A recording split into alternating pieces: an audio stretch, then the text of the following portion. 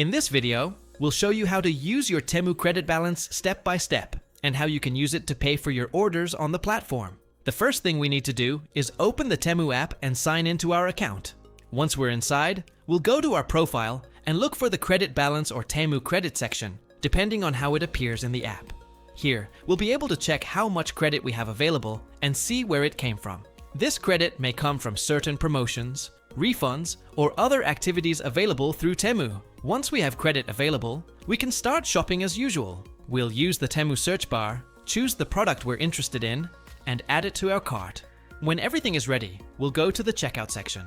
Here, we'll be able to review the total order amount, and if our credit balance is eligible for the purchase, Temu may apply it automatically, or show us the option to use it. Before confirming the order, it's a good idea to check the final amount, the credit being used, and any other payment method to make sure everything is correct. It's also important to keep in mind that credit balances may be subject to certain terms, restrictions, or expiration dates, so we should always check the information shown in our account before using the credit.